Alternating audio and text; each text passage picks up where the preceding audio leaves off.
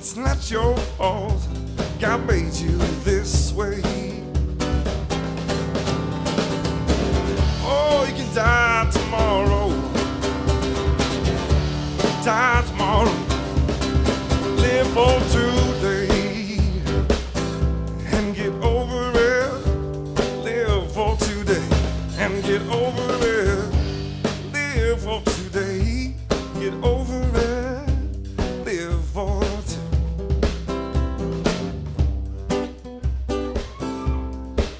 Only human.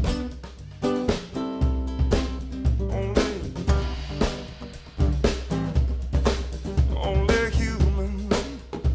You know Ricardo, he's only human, right?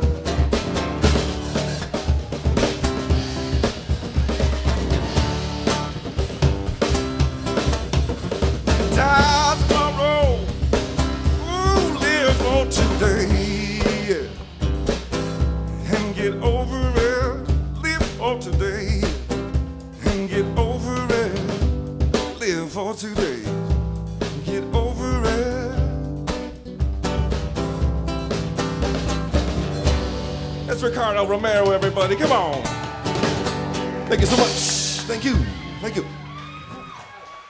Thanks so much. Thank you. So there was this guy, passenger, who hopped in a taxi, and he needed to ask the taxi driver a question, so he leaned forward and he tapped the taxi driver on the shoulder, and as he did that, the taxi driver screamed. He lost control of the cab. He almost hit a bus. He went over a curb, and he stopped just inches short of going through a huge plate glass window. Well, it was kind of quiet for a moment.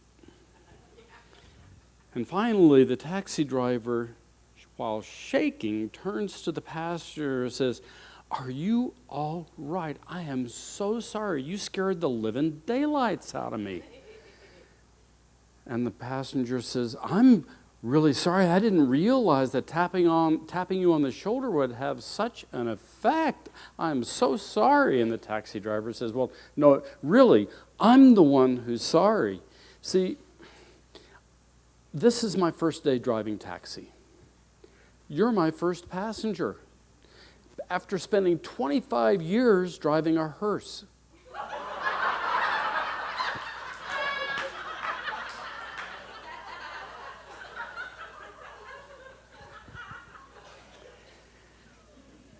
Yeah.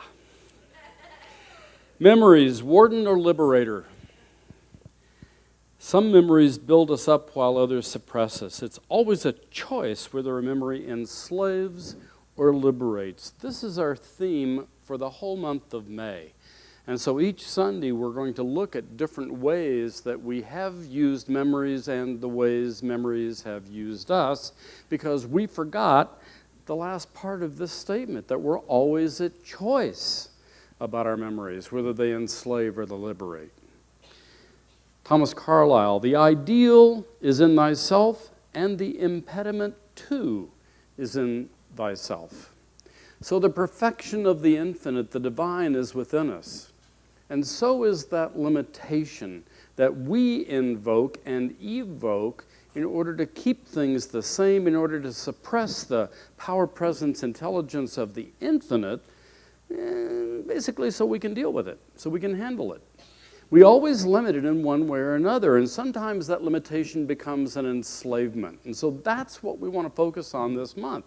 This is the idea that I'd like to convey to you more than anything else, that you're not stuck with any experience of the past.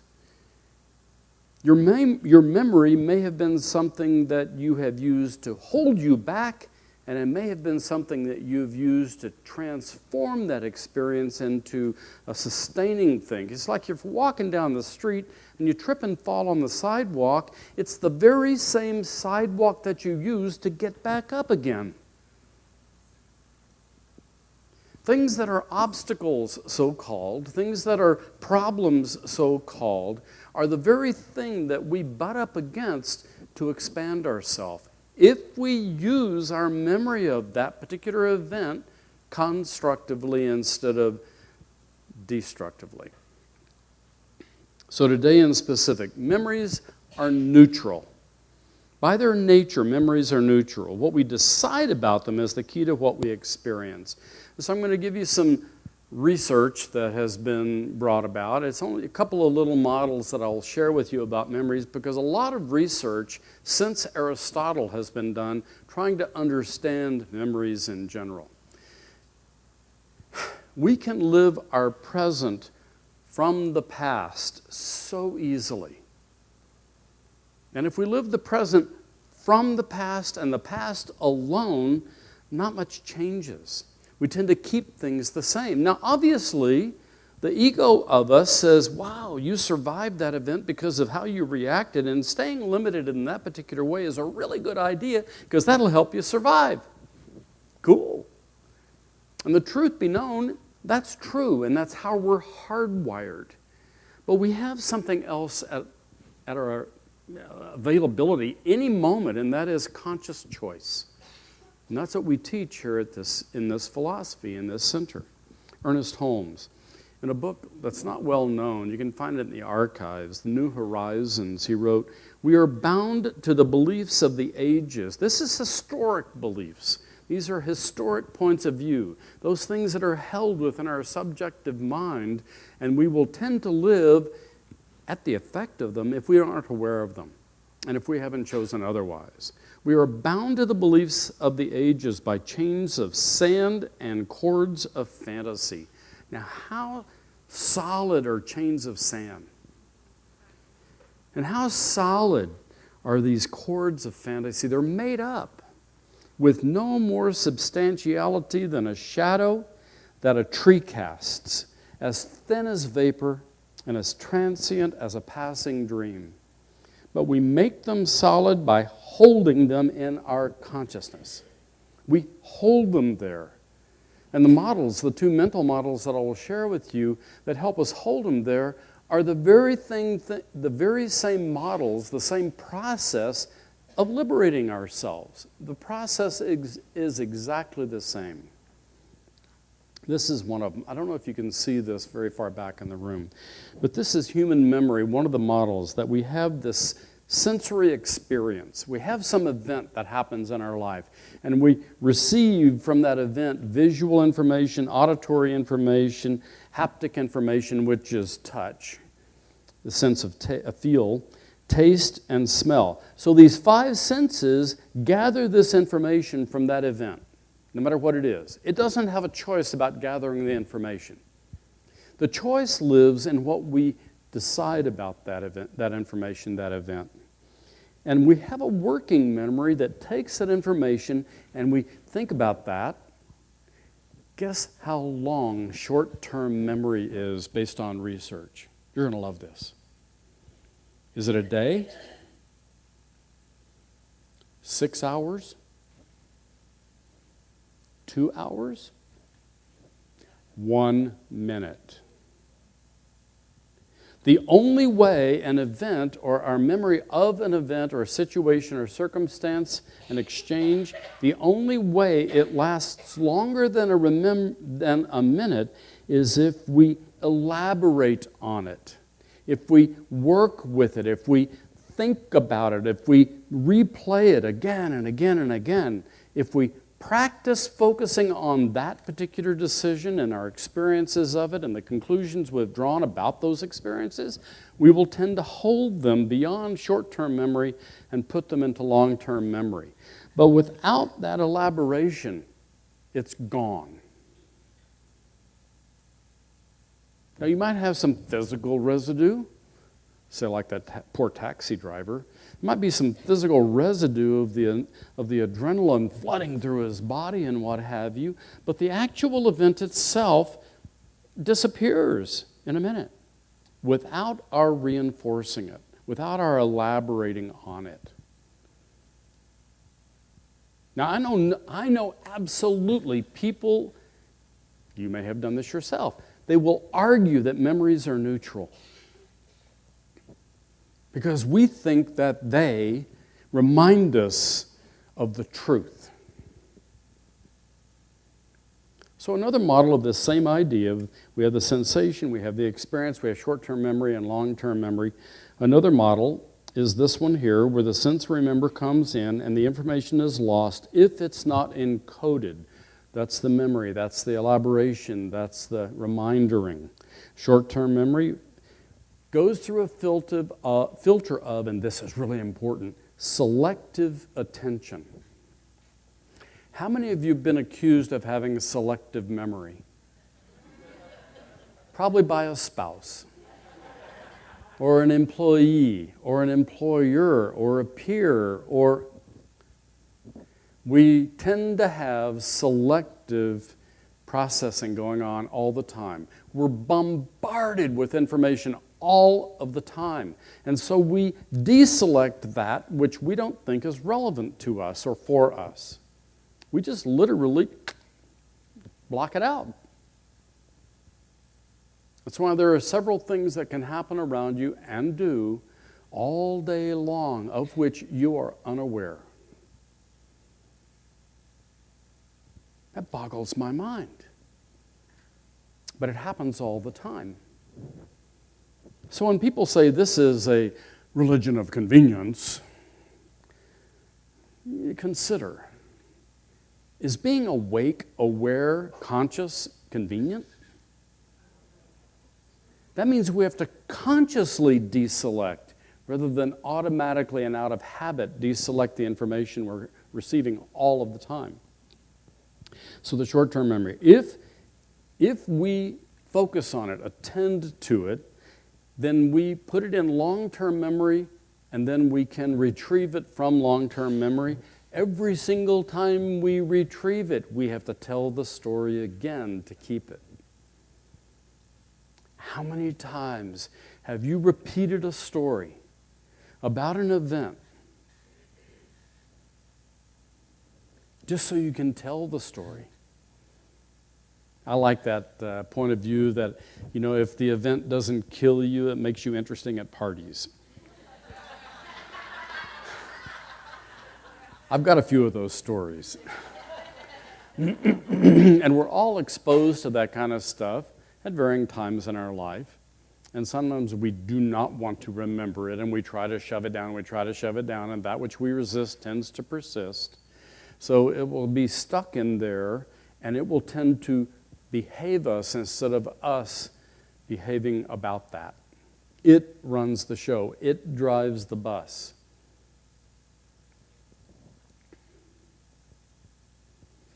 Ernest Holmes and the Science of Mind. The soul is the seat of memory. Soul is another word, and those of you taking your foundation's final exam today, soul and subjective mind are the same, right?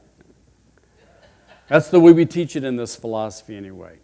So the subjective mind, that which we're not really conscious of all the time, we have to retrieve it in order to access it. The soul is the seat of memory. That's where we retrieve all the decisions we've ever made, all the conclusions we've come to. The mirror of mind in the individual. It is the creative power within us. It's the subjective mind that does the production. It's the Play-Doh factory. It's where it gets manufactured. That's where the juices get manufactured chemically, etc., in the body. It's the creative power within us, creating from the patterns given it and from the memories it contains. So what we do every time consciously we remember an event or a decision we've made about anything in our lives, we reinforce it in subjective mind, which gives it the impetus, if you will, the emotional lube to produce it again in our experience. These memories as a whole constitute the subjective tendency of the individual life. Each of us will automatically live that. We will tend to do that, and it's very economical. It's like if you really thought every single time you opened the door to your car and sat in the seat, every step of the process of starting the ignition, putting your seatbelt on, putting it in gear, looking to see if it's safe to go, and then driving that vehicle, using the steering wheel, the accelerator, the brake, paying attention to what's around you, looking and referring to the mirrors that give you the information as well, it would just make you catatonic. It's too much data. So process memory is part of the long-term, short-term interplay. Process memory accesses both. You do something often enough, you know exactly where to go. You could turn out the lights and you could walk blind into a different room in your house because you've done it so many times. That's where practice comes into play. And practice is the key to using this teaching, this philosophy, the principles taught here. Practice is what gives us the different experiences in our life. Practice is what keeps things the same. Practice is what helps things change. So we don't have to teach anything new. Just pay attention to what already works for you and then make a different decision and use the same process again and again. You already know how to drive a car.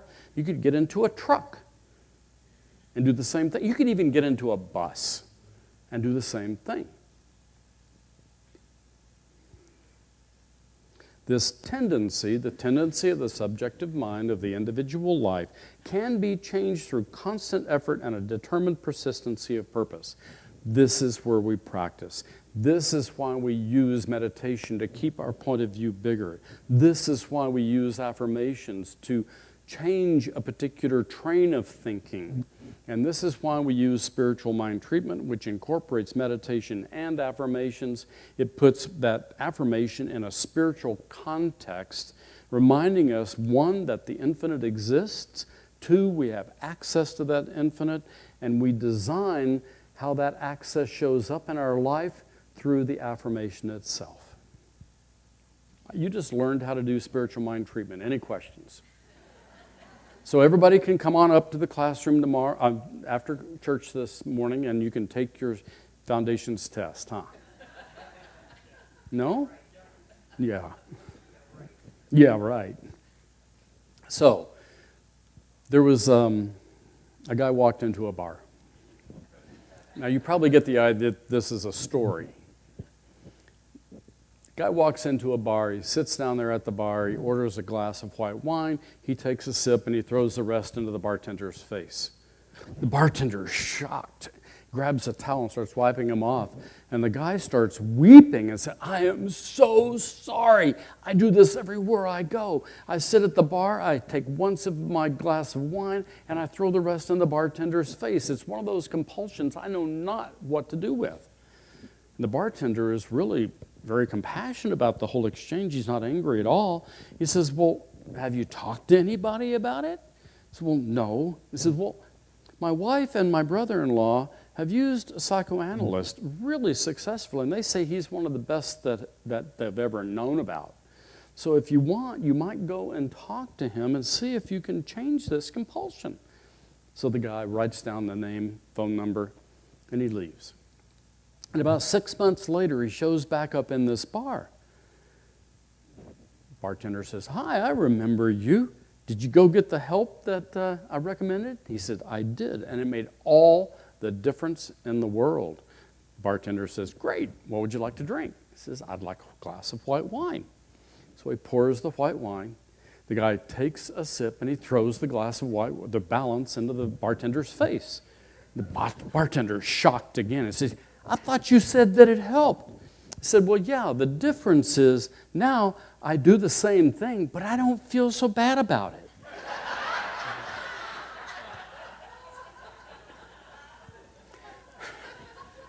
You can continue to live the very same life, but have a different experience therein.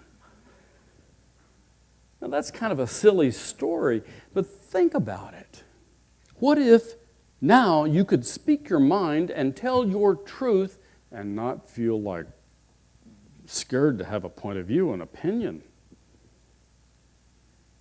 What if you started making choices in your life that were driven from inside of you, that were more true to who you really are and your real character, instead of doing what everybody else tells you ought to do? And some of us have invested the majority of our lives in doing what others. This is the beauty of it. I'm going to say it the way we think it is, and then I'm going to say it the way it really is. That is, doing what others think we ought to do. And the truth is, doing what we interpret others want us to do. You know, our ESP is 100% accurate, isn't it? We know exactly what that person desire for us, think we ought to do. I mean, I was supposed to become a nurse. I don't like people that much. So why would I want to nurse them? Too many nurses I've known historically were caretakers, not caregivers. They did it to make themselves feel so good about themselves. Now, if you're a nurse, don't hear this as a put down, because I'm not talking about that. I'm talking about the psychodynamic of doing things for other people so you feel better about you, rather than doing things for other people because you are sustained, you are living all of you, and that's part of the expression of what you do. I'll never forget, I did the ministry for about 5 years, and then I took a break because I had to do some personal healing. And that was the first opportunity I got to play with identity, my identity. Because I seemed to believe absolutely that I am a minister. Instead of I am Donald, and what the work is that I do in the world is ministry. Huge difference. It's like a mom who her whole life was devoted to her children, and then they leave home. That empty nest syndrome, her identity is challenged. So I started working with identity back then. That was a long time ago. And during July, for 4 sessions, I'll be doing a series on identity. We'll look at self. We'll look at relationship. Have you ever lost yourself in a relationship? We'll look at work, and we'll look at legacy. Those 4 aspects of human expression where we get to finally figure out who we really are and live from the who we really are instead of thinking we're something outside of us, some job, whatever. This tendency can be changed through constant effort and a determined persistency of purpose. Once you figure out who you are, everything else becomes so much more straightforward. That's why doing values clarification is so important to me in all of the classes I offer. That's why understanding who we think we are and who we really are and the difference between the two, so that we end up becoming more of who we really are, it makes our life so clean, so unaffected by other stuff around us. Also in the science of mind, the spirit of man, that's the consciousness of us, the awareness of us, which is his self-knowingness, is the only part of him which has volition, choice, self-choice. All else acts as automatic law. That's the subjective mind that I mentioned earlier. By consciously determining what we think and what we think about, helps redirect that subjective that lives us. The word that we speak, the word in this teaching, is a word of consciousness. It's where we are aware of the full meat and measure of whatever that word is, what it means for us, and we pick the one that's consistent with who we really are. The word that we speak is the law of our lives, and nothing hinders its operation but ourselves. So take this into account, people. Memories by themselves and of themselves are neutral. The decisions you, I, and we make from those memories is what creates the next events and the future that we end up living out until we change those thoughts, those decisions. This center has been through a growth opportunity. Several, in fact, throughout history, and those of you who've been around this center for over 30 years know what I'm talking about. Those of you who've been around for the last 6 years know what I'm talking about. But it goes back to the beginning. And it was first founded in 1971. It's a remarkable story how metaphysicians choose trauma, obfuscation, obstruction, and human problems so as to awaken and grow in spiritual nature. but it looks nasty and ugly and messy in the process. It's when we, with definite purpose, change the opinion that we have about ourselves, that the external world starts changing for us. And based on the last 2 weeks alone, I would say, you guys have changed your mind. Congratulations. Keep it up. Bless you.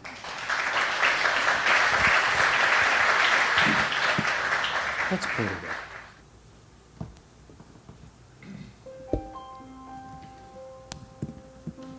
So even as the notes in the background vibrate through the air, I know that the power of the cosmos vibrates through every act. That the infinite intelligence of the cosmos moves as every thought. And that power and intelligence lives, operates as each person. So right now, I know that the mind serves as the filter for that power and intelligence, the very presence itself. And I put my attention on the access to that infinite power and presence, that infinite intelligence. And know that this word spoken cannot come back void. In fact, it must needs express itself. It must needs move into the human experience. So every word spoken here this morning becomes the reality, the experience of the claimant.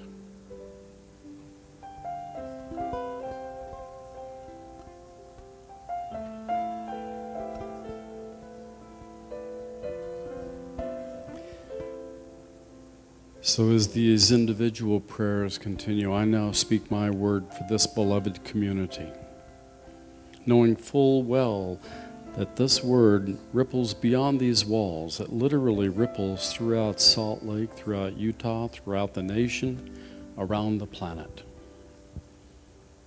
And right now, I know peace and harmony. Right now, I know wholeness that moves through every body, that every cell rejuvenates, renews. I know the ease with which minds can change, and that right now they do. They focus more on the good, more on the whole, more on the perfect, more on the harmonious, more on the joyous. I know that the abundant nature of the universe moves through every person. So notions of lack and limitation simply dissolve and go back to that infinite void from whence they came. They're simply decisions, and decisions can be changed. So I claim right now an experience of hopefulness about each ensuing moment. That all I need already exists. That enoughness becomes the common experience. Sufficiency prevails. So with the joy in my heart that shows up as the smile on my face, the sense of warmth running throughout my body, I let these words go, knowing that they already have begun to come into form and continue to do so. I let them be. I let the experience in and know this very same truth for everyone. So knowing this as already so, together each person affirms it by saying, and so it is.